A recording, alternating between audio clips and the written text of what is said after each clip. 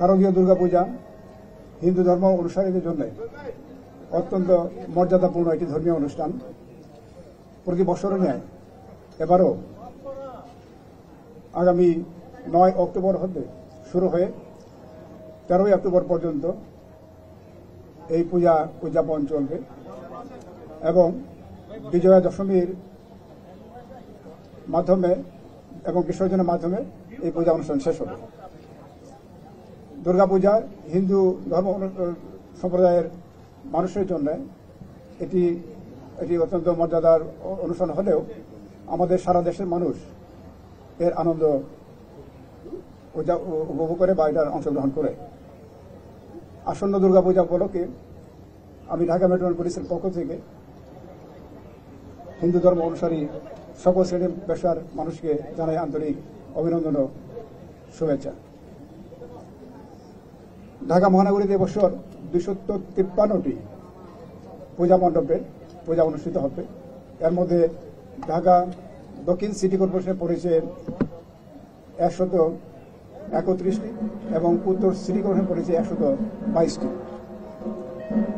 ঢাকা মহানগরী সহ সারা দেশে এই পূজা অনুষ্ঠান যাতে শান্তিপূর্ণভাবে এবং ভাব গম্ভীর পরিবেশে ও অত্যন্ত যথাযথ মর্যাদার সাথে অনুষ্ঠিত হতে পারে, এই জন্য এর আগে আমরা বিভিন্ন সমন্বয় সভাগুলো করেছি।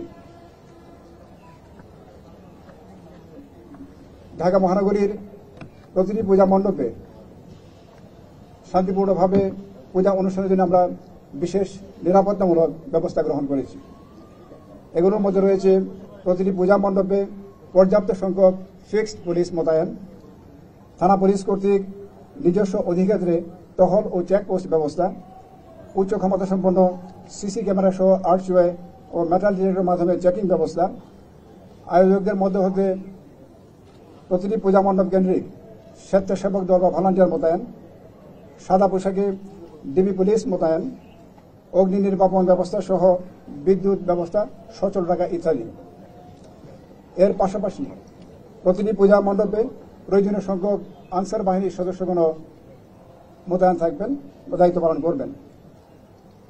একই সাথে আমাদের সশস্ত্র বাহিনীর সদস্যগণ সহ র্যাব ফোর্সের সদস্যরাও তাদের টহল কার্যক্রম এবং অন্যান্য যে নিরাপত্তামূলক কার্যক্রম করবেন। পূজা চলাকালীন সময়ে যান চলাচল স্বাভাবিক রাখার জন্য আমরা প্রয়োজনীয় ট্রাফিক ব্যবস্থাপনা রেখেছি। কোনো কোনো ক্ষেত্রে, বিশেষ ক্ষেত্রে ওল্ড ঢাকা সিটিতে রাস্তা সরু হওয়ার কারণে ট্রাফিক কন্ডিশন কিছু হতে পারে। তবে এজন্য আমি পূজা কমিটিগুলোকে অনুরোধ করেছি পূজা মণ্ডপের আশপাশে কোনো মেলা অথবা অন্য কোনো জনসমাগম যেন না হয় সে বিষয়ে প্রয়োজনীয় ব্যবস্থা গ্রহণ করার জন্য। 13 অক্টোবর তারিখে বিজয়া দশমীর দিন বিসর্জনের মধ্য দিয়ে পূজা অনুষ্ঠান শেষ হবে এবং বিসর্জনের ঢাকা মহানগরীতে 15টি স্থান নির্ধারণ করা হয়েছে।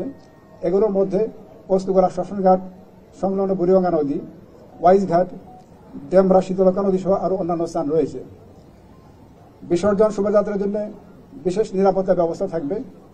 বিসর্জন স্থানসমূহে নৌ পুলিশের টহলের পাশাপাশি আমরা ফায়ার ব্রিগেডকে অনুরোধ করেছি প্রয়োজনীয় নিরাপত্তামূলক ব্যবস্থা গ্রহণ করার জন্য। এছাড়া যে কোনো জরুরি প্রয়োজনে জাতীয় জরুরি সেবা 999 এর মাধ্যমে প্রয়োজনীয় সহযোগিতা নেওয়া যেতে পারে।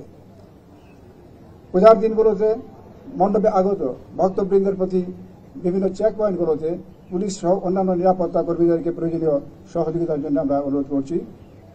সন্ধ্যা 7 ঘটিকায় মধ্যে বিসর্জনের সকল কার্যক্রম সম্পাদনের জন্য সকল পূজা কমিটি ও ভক্তদের প্রতি অনুরোধ করছি। পূজা মণ্ডপ, বিসর্জন শোভাযাত্রা ও বিসর্জনের সময় সকল প্রকার মাদকদ্রব্যের ব্যবহার নিষিদ্ধ। একই সাথে পটকা এবং আতশবাজি ব্যবহার না করার জন্য অনুরোধ করছি। বিসর্জন শোভাযাত্রার সময় উচ্চস্বরে সাউন্ড সিস্টেমের ব্যবহার না করার জন্য অনুরোধ করছি। বিসর্জন অনেকেই সাঁতার জানেন না, নদী বা পুকুরে নেমে যান। এই বিষয়ে আমরা যারা সাঁতার জানেন না তাদেরকে অনুরোধ করছি তারা যেন পানিতে না নামেন। বাংলাদেশ ধর্মীয় সমৃদ্ধি দেশ। আমরা আশা করছি এবছর দুর্গা পূজা উৎসব অনুষ্ঠান অত্যন্ত শান্তিপূর্ণভাবে কোনো বাধাবিঘ্ন ছাড়াই অনুষ্ঠিত হবে এবং এর জন্য সমাজের সকল স্তরের মানুষের সহযোগিতা কামনা করে আজকের এই প্রেস ব্রিফিং আমি এখানে শেষ করছি। আসসালামু আলাইকুম। আচ্ছা, মনোবল বৃদ্ধির ব্যাপারটা আমি বলবো, আপনারা আগস্ট মাসের 5-6 তারিখে যে অবস্থা দেখেছেন, আজকে অক্টোবর মাসের 7 তারিখ, হ্যাঁ, তো আপনারাই ইয়ে করুন যে পুলিশ কি অবস্থা আছে। এক সময় ছিল পুলিশ এই যে কর্মবিরতি দিয়েছিল, তারাও কাজ শুরু করেছে, এবং আমরা বললে তো আপনারা, আমি মনে করি আপনারাও একমত হবেন যে পুলিশ অনেক অ্যাক্টিভ রোলে ফিরে আসছে। এবং এই যে পূজা অনুষ্ঠান আমরা অত্যন্ত দৃঢ় মনোবল নিয়ে এই যে আমাদের যে উপর যে দায়িত্ব কর্তব্য আছে সেটি পালন করবো, এতে কোনো ব্যত্যয় ঘটবে না।